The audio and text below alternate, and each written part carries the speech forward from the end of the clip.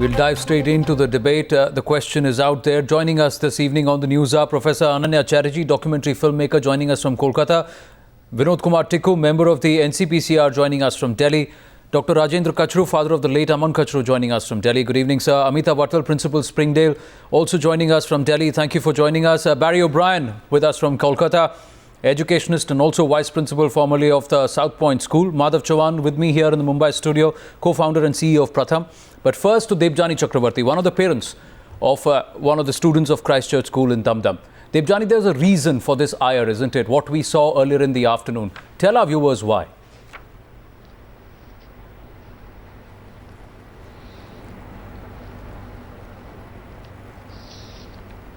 Debjani, can you hear me? Yeah. Can you tell our viewers why were the parents so angry? एक बच्चा जो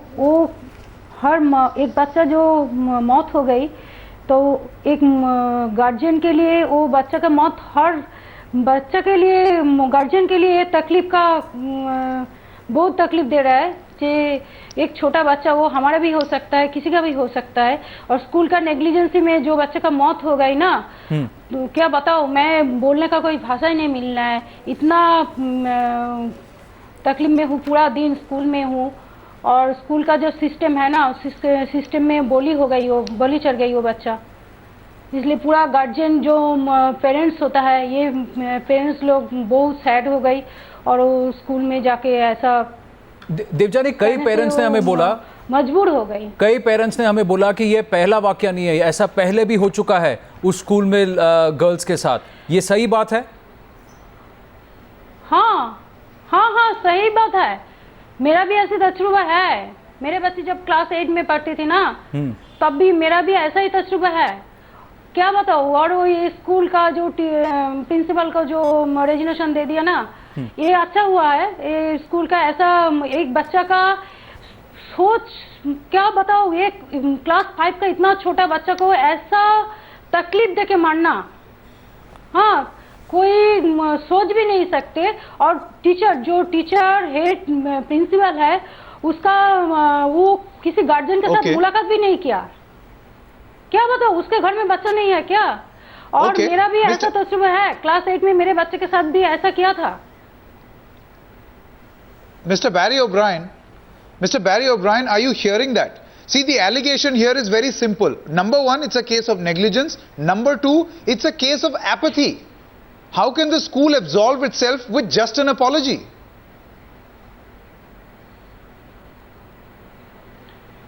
I'm not going to make any specific comment related to this particular incident.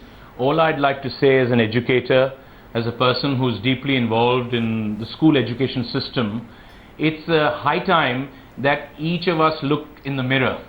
We as teachers, we as principals of schools, we as school administrators, we have to connect with the parents. We have to connect with the guardians. We cannot close our doors and make it very difficult for even a guardian or a parent to enter except on a parent-teachers meeting day or a prize day. That's just not good enough, because we have to partner parents. We have to hold the hands of parents. Sometimes many parents need counseling. But Mr. Bryan, at a theoretical level, need help because there's some Mr. Bryan, sorry to cut you short, but at a theoretical level, you know, this sounds like a perfect speech. Obviously, all these things should be done. But my point is, has an effort been made? Are schools on board? No, that's exactly my point. I take it in good spirit. You're calling my speech a theoretical one, but I feel very, very strongly about it. I go to many schools, I do workshops, I speak to principals, and I tell them categorically that father or sister or Mr. So-and-so or ma'am, we have to involve the parents. We have to meet parents. Why is there this mistrust? Why is there this suspicion, or why is there the gate closing happening? I mean, please do, this is not just rhetoric, these are not just words. Barry, I'm point going well around taken. the country, not just Kolkata. Barry, point well taken, point well. Let's ask Amita Vatal. She's a principal of Springdale School. Madam, what's your point of view on this? Because repeatedly through the day, a lot of the parents, including Debjani who's with us, they have said that the school principal turned a deaf ear to complaints. She said, complaint box mein complaint letter likho, hum dekhte hain kya hota hai. That is exactly what one of the parents said after he said that his child was actually there, the child's head was sunk in a water tank and she was left to be there and then pulled out. Exactly. That's how she was being tormented. And this is what the school principal's response was. What do you have to say to that? Firstly, my deepest condolences with the family of the child. I think this is a very emotive issue because the death of a child is perhaps the greatest tragedy that can happen to a parent and to a school. Because a school, as said by an earlier speaker, is a stakeholder, is a partner, and deep engagement is extremely necessary. And I'm not very clear about the events because I've also heard that the child was injected after a couple of days and died after the injection. So I really don't know what the truth of the matter of the death is. But certainly I want to comment upon the bullying, because bullying is something which has become so rampant in schools. And when we are aware of it, it is very important that we don't close down our schools like mini Alcatrazes. We can't do that because it's a public space. We need engagement with parents. We need a situation where if the child was in that situation, why wasn't it happen that the parent immediately brought the matter to the principal that very afternoon when the child came home? Did the child not share it with her parent? Why is it that children don't have a voice? I think the voices of children, which means that there must be some sort of groups within the schools where there are youth groups which take up the voices of children, which connect with the authorities, which talk to principals and teachers, inform them if bullying is happening. You know what happened? So she was locked in a toilet for 3 hours. And I'm going to put this across. She was locked in a toilet for 3 hours. It was the college servant, the peon, who opened the toilet. What was he doing? Why didn't he go and tell the principal this is what has happened with the 11-year-old girl? You know what led to her death? There is a postmortem report that's going to come on Friday. But why didn't the school people, the school authorities, officials and those who are working there go and tell the principal and alert the principal, listen, I found a girl locked in a toilet and she was crying and she was traumatized. Why didn't anybody speak up there? That's where I'm asking, what was this principal doing? Vatal,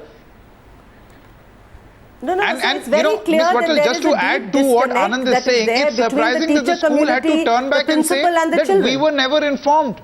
The parents never, came up to us and informed us. You see, there is another point I would like to make. How can the school absolve itself? An average school has anything between 3,000 to 2,500 students. Now, it's very difficult to know every nook and cranny of the school, but it is the processes that you have to put into place. It's the kind of procedures in place where children are protected and secure. And every day there are incidents of ragging and bullying, and every day you have to be involved with them, and every day you have to connect with parents. I think that is the essence of it. And I think we have to really reflect and look at what is going on around us. But in this case, unfortunately, things like this, they're terrible, but they can happen, and they happen if there is apathy, if there is a situation where there is no connect. So I think we have to stop this disconnect. We have to be supportive. We have to spend times with large parent groups. Exactly. Very true. Mr. Tikku, you're a member of the NCPCR. I believe the NCPCR has also taken up this matter. The big debate, at least in some sections. Yes, at least in some sections the big debate is, how can you blame the school? Where is the school at fault over here? I want to know what really is the responsibility of the school. I'll tell you one thing, what Ms. Vatal said just now. School is one of the most important stakeholders when it comes to the development of a child. And definitely, as long as the child is in the school, I mean, the moment he leaves this home for the school and until the time he comes back from the school has to take up that responsibility. Number two, it's very essential that in such schools we have to have the CCTVs, we have to have the surveillance systems in place. Definitely you cannot go manually and to around all those nooks and crannies of the school and have a look at what's happening around. But definitely there has to be, we have had number of cases. We had in fact in recent past we had a case in Gurgaon also where a child was sexually abused by the maids. We recently had another case where the cyberbullying was taking place in the school itself. I mean, these things are happening, and surprisingly, despite the direction to the schools are definitely not taking those proactive steps which you're they talking should take. No, I Mr. agree. Tikku, Mr. Tikku, you're talking there is about a Gurgaon. Supreme Court directive. Yeah, Sanket, go ahead. There is a Supreme Court Mr. guidelines Tikku, on this. there is a Supreme Court directive that says every single incident of ragging where the victim or his parent, guardian or the head of the institution is not satisfied with the institutional agreement for action, an FIR must be filed. Must is the operative word. It took a long time in this particular case for a first information report to be filed. Something as basic as that. And it's the parents who did it. It's the parents who complained, not the school. I'm shocked, and when I came to know about this certain, as we still haven't got, because we already taken cognizance, I called for the full report. I had a word with the DM of the 24 North Parganas also, and he's probably going to send me in a couple of days' time the whole report. But there is something amiss there, because there was a caretaker who was involved probably in this whole episode. She was probably a part of that receipt of that money which was demanded of this girl. And she was subject to that kind of a torture, putting her in such a number of hours in the toilet of the school, locked. Obviously, it's going to lead to a trauma for the child. And she was let out only after.